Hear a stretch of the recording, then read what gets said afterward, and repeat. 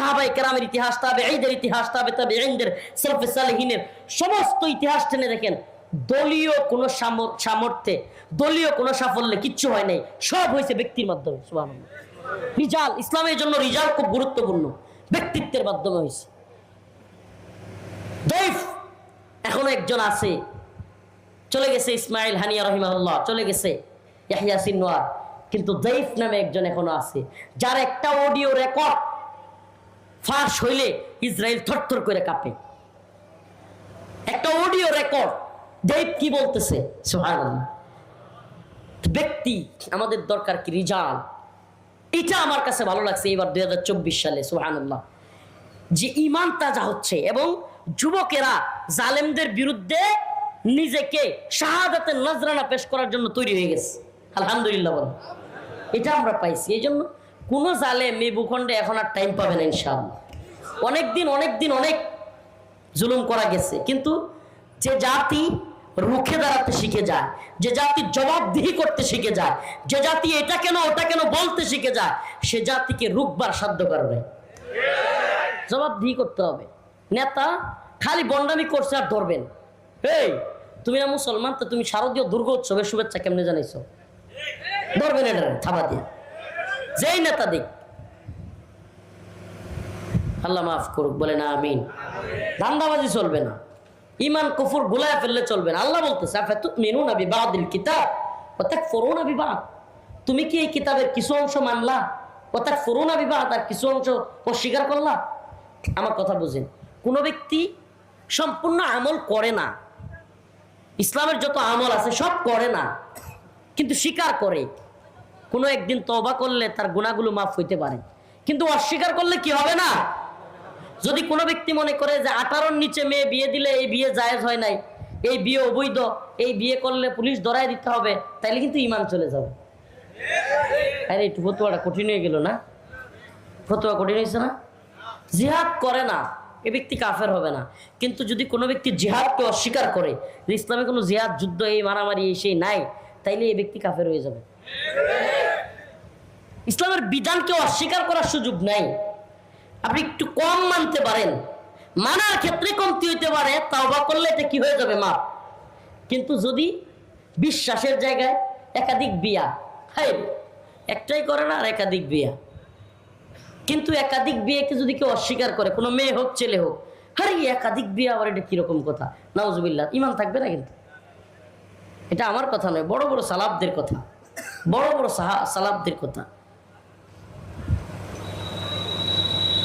ইসলামের কোনো একটা বিধানকে মুহকাম, একেবারে দলিল আদিল্লা সমৃদ্ধ কোনো একটা হুকুমকে অস্বীকার করলে কি হয়ে যাবে?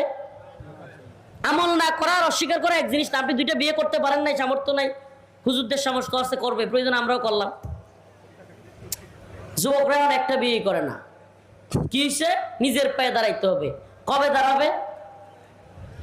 10টা গার্লফ্রেন্ড পাল্টায়, নাউজুবিল্লাহ, আবার হাসে।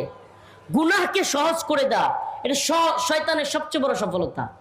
যে আপনি হারাম শুনলেও, হারামের কথা শুনলে আপনার অনুশোচনা আসবে, দূরের কথা কি আসে? হাসি আসে। বুঝলেন যে শয়তান সফল, আপনি ব্যর্থ। এই যুব সমাজ গর্বের সাথে গার্লফ্রেন্ড আছে বলে কিন্তু বিয়ের কথা বলতে লজ্জা পায়। কি আশ্চর্য কথা না? বিয়ের কথা বল, লজ্জা কিসে? সাবাস। আমি বলি, বাবা চাচা যারা আছেন, দয়া করে আপনার সন্তান, আপনার টাকা পয়সা আছে, চাকরি হচ্ছে না, এই জন্য বিয়ে করাচ্ছেন না, এটা একটা একেবারেই খামাখা। কারণ কি? আপনার এই ছেলেটা যে গার্লফ্রেন্ড নিয়ে বা বিভিন্ন ভাবে ঘুরতেছে পার্কে, জিনা হচ্ছে, এটার গুনাহ আপনার উপর আসতেছে। কি হবে? একটা প্লেট বাড়বে, তাই তো? আপনার ঘরে একটা প্লেট বাড়বে, একটু খাওয়া দাওয়া, একটা মেয়ে খাবে, তাই তো? এত বেশি কিছু না। কি আজব! আর মেয়ের বাবারাও কি করে? 10 লাখ 15 লাখ টাকা। আরে ভাই, আপনার কাবিনে, আপনার মোহরে কি আপনার মেয়ের রাখবে নাকি? এই মোহরের বোঝা, কাবিনের বোঝা। রাসূলুল্লাহ সাল্লাল্লাহু আলাইহি ওয়াসাল্লামের কাছে এক সাহাবী আসছে, মহিলা, ইয়া রাসূলুল্লাহ আমাকে বিয়ে করেন। মেয়ে। আল্লাহ রাসূল মুখ ফিরে নিলেন, আবার বলতেছে এইদিকে এসে, ইয়া রাসূলুল্লাহ আমরা বিয়ে করেন। রাসূল আবার এদিকে নিলেন। 2-3 বার বলার পরে পাশ থেকে এক সাহাবী বলে, ইয়া রাসূলুল্লাহ আপনি বিয়ে না করলে সুন্দরী যেহেতু, আমার কাছে বিয়ে দিয়ে দেন। সুবহানাল্লাহ। সাহাবী বলছে ইয়া রাসূলুল্লাহ, আপনি বিয়ে না করলে কি করেন, আমার সাথে বিয়ে দিয়ে দেন, মেয়েটা যেহেতু সুন্দরী। বলে তুমি যে বিয়ে করবা মোহর আছে? নাই। তাইলে একটু রূপার একটা কিছু নিয়ে আসো, এটাই মোহর। না, এটাও নেই। তাইলে কি একটু এই লোহার বা এই একটা কিছু আনো? না, আমার তো কিছুই নাই, আমি তো গরিব মানুষ। তুমি কি সূরা পড়তে জানো? হয় জানি। কয়টা? কয়টা? ঠিক আছে, ও তো নতুন মুসলমান হয়েছে, ও সূরা জানে না, তুমি এই সূরাটি তারা শিখাই দিও, এটাই মোহর। সুবহানাল্লাহ। বিয়েটাকে সহজ করতে হবে। যে সমাজে বিয়ে সহজ হবে সেই সমাজে জিনা কঠিন হয়ে যাবে। সুবহানাল্লাহ। আর আমাদের সমাজে জিনা সহজ, চাইলেই হোটেলে যাওয়া যায়, চাইলেই পার্কে যাওয়া যায়, চাইলেই স্কুল কলেজ থেকে মেয়ে ছেলে একসাথে জিনা করে ফেলে। কিন্তু বিয়ে বড় কঠিন। বিয়ে শুনলেই নিজের পায়ে দাঁড়াইতে হবে, চাকরি লাগবে, মহল লাগবে, গাড়ি বইরা যাত্রী খাওয়াইতে হবে, বাড়িতে আলিশান করে এটা করতে হবে সেটা করতে হবে। এই বেচারা আর বিয়ের চিন্তাই করে না। বিয়ের চিন্তায় এই যুবকের বালিশ বুঝে এক কত কান্দে। বিয়ের চিন্তা মাথায়। আর যাদের বিশেষ করে গুনাহের চিন্তা নাই, মানে কোনো গুনাহে জড়াইছে না, এদের যে কি কষ্ট, এটা আরো বড় কষ্ট। এই মুরব্বীদের এই দিন পার হয়ে গেছে তো তারা বুঝবে না, ভুলেও গেছে তারা। ভুলে না যাইলে আমাদের সাথে সহমত হইতো। তো বাবারা, বাবাদেরকে বলি এটা মজার বিষয় না বাবা, এটা মজার বিষয় না। আপনার ছেলে জিনা করতেছে, আপনি আমল করে কিচ্ছু হবে না, আপনি আমল করে কুল কিনারা করতে পারবেন না। হাইরে সংসারে শান্তি নাই কেন? হাইরে আমি তো আমল করি, সংসারে এত শান্তি কেন? বুঝবেন আপনার গড়ে কেউ না কেউ হারাম কাজে লিপ্ত, গড়ের মধ্যে শান্তি নেই। ছেলে অবাধ্য, কথা শুনে না। আমি বলি আপনি তো আল্লাহর হুকুম মানেন না, তাহলে আপনার সন্তান আপনার হুকুম মানবে কিভাবে? ছেলে অবাধ্য, মেয়ে অবাধ্য। কেন অবাধ্য? কারণ আপনি আপনার রবের হুকুম মানেন না, আপনার অধীনস্থরা আপনার হুকুম মানেন না। আল্লাহ পাক তার হুকুম মানবার তৌফিক দান করুন। আরো জোরে বলেন আমিন। কোন কথা থেকে কোন দিকে চলে গেলাম? ইস্যু ছিল আমরা কিছু মানবো কিছু মানবো না, এটা বলা যাবে। একাধিক বিয়ে ইসলামে জায়েজ না না জায়েজ? কত কোন হুজুরের মেয়ে দিবে? এখন হুজুরা পর্যন্ত মেয়ে দিতে চায় না দ্বিতীয় বিয়ে। আপনারা কি জানেন মেয়ের চাইতে কয়েক লক্ষ ছেলের চাইতে মেয়ে বেশি? কয়েক লক্ষ। এক এক জরিপে আসছে 65 লক্ষ, কোন জরিপে আসছে 15 লক্ষ, বিভিন্ন একটা জরিপ আছে। কয়েক লক্ষ বেশি, এটা কনফার্ম। ছেলের চাইতে মেয়ে অনেক বেশি। আচ্ছা বলেন, এই মেয়েগুলো আমারই বোন, এই মেয়েগুলো আমার আপনার বোন, কারো মেয়ে। আচ্ছা যদি একটা একটাও সবাই বিয়ে করে তাইলেও বাকি থাকবে কয়েক লক্ষ মেয়ে। আপনি কি চিন্তা করতে পারেন? তো সামর্থ্যবানরা একাধিক বিয়ে করলে সমস্যাটা কি? এই সমাজে এত খারাপ কেন? এটাকে আল্লাহ তাআলা তো শুরুই করছে মাসনা ওয়া সুলাসা ওয়া রুবা, প্রথম 2টা থেকে 3টা, এরপরে 4টা। যদি না পারো আয়াত মিলাই দেখেন না, সূরাতুন নিসা আয়াত মিলান। আল্লাহ শুরু করছে কয়টার থেকে? আজিব লাগতেছে ওয়াজ, আজিব লাগতেছে না? হায় হায় হুজুর এটা কয় কি? একটাই করতে পারি না, 2টা নামাজ করে।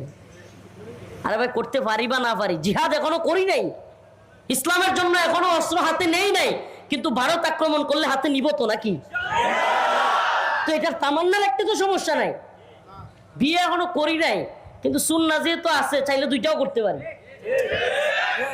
এইটা আমাকে, আমি করি নাই কিন্তু আমার অন্তরটা কি ইমানের দিকে নেবে। সুবহানাল্লাহ। কুল্লিল মুমিনিনা ইয়াগুদ্দু মিন আবসারিহিম ওয়া ইয়াহফাযু ফুরুজাহুম। আল্লাহ বলছে, হে মুমিন এবং মুমিনা, নারী এবং পুরুষ, তোমরা তোমাদের চেহারাকে, দৃষ্টিশক্তিকে অবনত রাখো। দৃষ্টিকে কি করো? অবনত রাখো। আল্লাহ রাসূল হাদিসে বলছেন, ইয়া মা'আশারাশ শাবাব মান ইসতাতা মিনকুমুল বা'a ফালইতাযাওয়াজ। সুবহানাল্লাহ। হে যুবকেরা, সামর্থ্য হওয়ার সাথে সাথে তোমরা বিয়ে করো। সুবহানাল্লাহ। ফাইন্নাহু আগাদ্দু লিল বাসার ওয়া আহসানু লিল ফারজ। কেননা এটা তোমাদের যৌনাঙ্গকে, তোমাদের যৌন আকাঙ্ক্ষাকে, ফারজকে নিয়ন্ত্রণ করবে। সুবহানাল্লাহ। এবং চক্ষুকে, লজ্জাস্থানকে হেফাজত করবে এবং চক্ষুকে অবনত রাখবে। এটা রাসূলের নির্দেশনা, আল্লাহর নির্দেশনা। তো আপনি আমি বিরোধিতা করবার কে? এই জন্য প্রিয় বাবারা আমার, আমি যে আয়াত থেকে গিয়েছিলাম, আফাতুমিনুনা বিবাদিল কিতাব ওয়া তাকফুরুনা বিবাদ, যে কিতাবের কিছু অংশ ঈমান আনলাম, কিছু অংশ ছেড়ে দিলাম, এটা হবে? হবে? সবটাই মানতে হবে। ইসলামে 2 বিয়ে আছে, আমি মানি, না করতে পারি। ইসলামে জিহাদ আছে, আমি মানি, না করতে পারি। আল্লাহর কাছে মাফ চাই। আল্লাহ মাফ করতেও পারে, নাও করতে পারে, কিন্তু যদি অস্বীকার করি মাফ হবে? বাল্য বিবাহের নাম দিয়া যদি অবৈধ মনে করি, বালেগা হওয়ার পরে কোনো মেয়েকে বিয়ে দেওয়া, এই ক্ষেত্রে ইসলামী শরিয়া জায়েজ বলছে, তাহলে আপনি যদি বলেন না এখনো 18 হয় নাই, 21 হয় নাই, ও 18 21 না হলে বিয়ে দেওয়া যাবে না, কিন্তু পার্কে গিয়ে ঠিকই ইটিস পিটিস করে বাচ্চা হয়ে যায়, পরে পরে তো কিছু কর না, পরে তো মামলা হয় না। স্কুল কলেজের ছেলে মেয়েরা বিভিন্ন ঝামেলায় জড়ায় গেছে, এটার তো মামলা হয় নাই, কিন্তু যে ইমাম 21-এর আগে বিয়ে দিছে তারা মামলা দিয়ে দেন, কাজী সাহেবের নামে মামলা দিয়ে দেন। এটা কি? কোন জিনিস অবৈধ না বৈধ সেই দেশে এটা বোঝার জন্য সহজ সরল পদ্ধতি হলো সেই দেশে ওই কাজের জন্য শাস্তি আছে কিনা, যদি শাস্তি থাকে বুঝতে হবে তাদের দেশে এটা হারাম, নাউজুবিল্লাহ। কারণ হারামের বাংলা শব্দ হইলো অবৈধ, হালালের বাংলা শব্দ হইলো বৈধ। তাহলে আমাদের দেশে জিহাদ বৈধ না অবৈধ?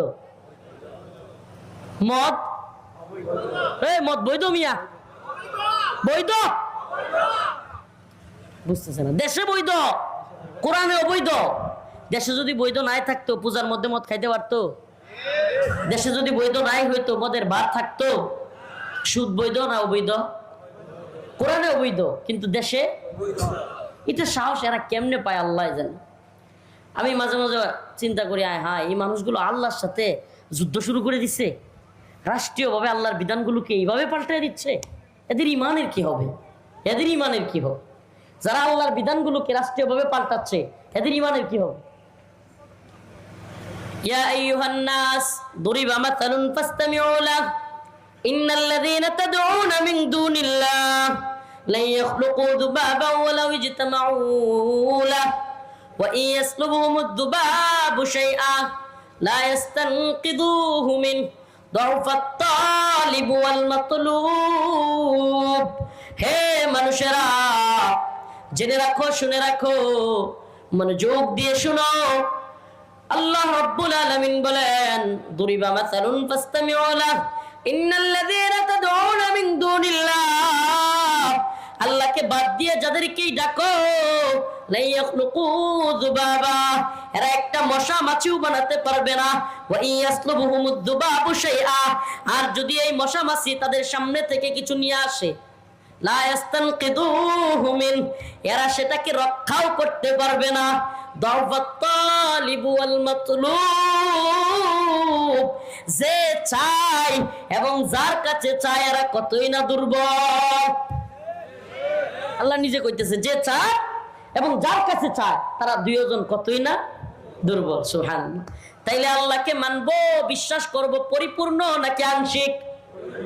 আফাতুমিনুনা বিবাদিল কিতাব ওয়া তাকফুরুনা বিবাদ, কোরআনের কিছু মানবো কিছু অস্বীকার করব। আল্লাহ বলে, ফামা জাযাউ মান ইয়াফআলু যালিকা মিনকুম, তোমাদের মধ্যে যারা এমন করবে তাদের প্রতিদান কি? ইল্লা খিজিয়ুম ফিল হায়াতিদ দুনিয়া, দুনিয়ার জিন্দেগিতে লাঞ্ছনা। ওয়া ইয়াউমাল কিয়ামাতি রাদ্দুনা ইলা আশাদ্দিল আযাব, আর কিয়ামত দিবসে রয়েছে কঠিন শাস্তি। আল্লাহ পাক আমাদেরকে কঠিন শাস্তি থেকে রক্ষা করুন, বলেন আমিন। ঈমানের প্রতি অটল অবিচল থাকবার তৌফিক দান করুন, বলেন আমিন। আমরা মূর্তির পাহারাদার নই, ঈমানের পাহারাদার। আমরা হেফাজতে মূর্তি নই, আমরা হেফাজতে ইসলাম। ঠিক কি ঠিক না? আল্লাহ পাক আমাদের সবাইকে ঈমান রক্ষার, দ্বীন রক্ষার কাজে শরীক থাকবার তৌফিক দান করুক, কুফর থেকে শিরিক থেকে বেঁচে থাকবার তৌফিক দান করুক। ওয়া আখিরু দাওয়ানা আলহামদুলিল্লাহি রাব্বিল আলামিন। আসসালামু আলাইকুম ওয়া রাহমাতুল্লাহি ওয়া বারাকাতুহু। আমার জন্য খাস করে